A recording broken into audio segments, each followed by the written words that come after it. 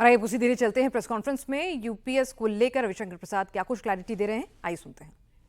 10 साल तक सेवा की तो आपको एश्योर्ड 10,000 रुपीज पेंशन मिलेगा।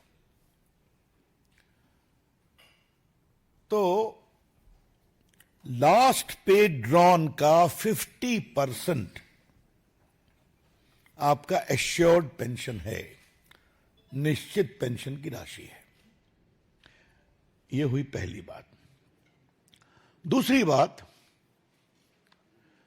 समय के अनुसार महंगाई बढ़ती है, उसका इंडेक्सेशन होता है डियरनेस में, अलाउंस में, तो उसकी भी चिंता करने का प्रावधान हुआ है।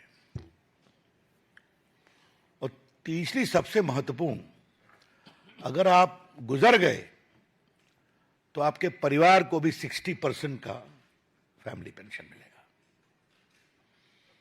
तो एक प्रकार से जो एक कल्याणकारी राज्य की सोच होती है वो इस पूरे निर्णय में दिखाई पड़ती है। इसके अलावे एक और महत्वपूर्ण बात समझना जरूरी है। वो क्या है? जो न्यू पेंशन स्कीम आई थी उसको लेकर यह भी चर्चा थी कि सरकार की फंडिंग के बारे में क्लैरिटी नहीं है, क्योंकि जिस कमेटी ने उसका रिकमेंड किया था उसने कुछ अनूठे प्रयोग भी किए थे, देश हित के प्रयोग थे। सरकार ने कहा है ये पूरा फंडिंग भारत सरकार करेगी।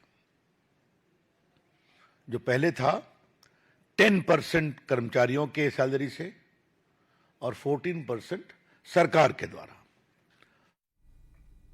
तो केंद्रीय कैबिनेट ने यूनिफाइड पेंशन स्कीम को मंजूरी दे दी है। 23 लाख से ज्यादा केंद्रीय कर्मचारियों को इसका फायदा होगा। तो ऐसे में क्या अब विपक्ष जो बार बार पेंशन का मुद्दा उठाता था, ओल्ड पेंशन स्कीम के आंदोलन की बात करता था, क्या वो मुद्दा अब छिन गया है विपक्ष के हाथों? मोदी सरकार ने केंद्रीय कर्मचारियों के लिए यह बड़ा ऐलान करते हुए यूनिफाइड पेंशन स्कीम को मंजूरी दे दी है। इस स्कीम के तहत सरकारी कर्मचारियों को रिटायर होने के बाद एक निश्चित पेंशन दी जाएगी, जो कि कर्मचारियों की आखिरी 12 महीने की बेसिक सैलरी का औसत का 50% होगी। केंद्र सरकार की इस नई पहल से 23 लाख केंद्रीय कर्मचारियों को फायदा होगा। योजना 1 अप्रैल 2025 से लागू होगी। मोदी सरकार की यूनिफाइड पेंशन स्कीम के ऐलान के बाद सियासत भी तेज हो गई है। विपक्ष ने 2 राज्यों में चुनाव के ऐलान के बाद हुई इस घोषणा को आचार संहिता का उल्लंघन बताया है। एनपीएस का सरकारी कर्मचारी भी भारी विरोध कर रहे थे और विपक्ष भी मुद्दा बना रहा था। इसीलिए सरकार ने यूनिफाइड पेंशन स्कीम शुरू की है। यूपीएस क्या मोदी सरकार के लिए एक मास्टर स्ट्रोक साबित होगा? इसकी क्या खासियत है, आइए आपको यह भी समझा देते हैं। दरअसल इसमें नौकरी के आखिरी साल की औसत सैलरी का 50% आपको अश्योर्ड पेंशन के रूप में मिलेगा। केंद्र सरकार के कर्मचारियों को आखिरी 12 महीने की बेसिक पे के औसत का 50% बतौर पेंशन दिया जाएगा। यानी अगर किसी कर्मचारी को उसकी नौकरी के आखिरी साल में 50,000 रुपए बेसिक वेतन मिलता था, तो उसे रिटायरमेंट के बाद हर महीने 25,000 रुपए की पेंशन मिलेगी। अगर किसी की नौकरी 25 साल से कम है तो उसे उसी अनुपात में पेंशन मिलेगी। जिन्हें नौकरी करते हुए 25 साल या उससे ज्यादा हो गए हैं, 25 साल से कम और 10 साल से ज्यादा सर्विस होने पर उसी अनुपात में कम पेंशन मिलेगी। 10 साल या ज्यादा नौकरी वालों को मिनिमम 10,000 रुपए की पेंशन तो मिलेगी ही।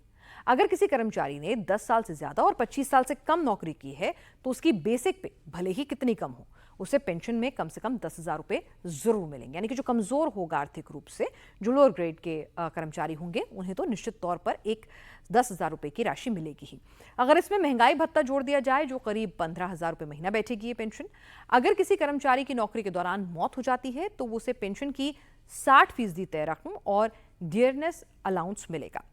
केंद्र सरकार के कर्मचारियों को पेंशन के अलावा लमसम अमाउंट भी दिया जाएगा।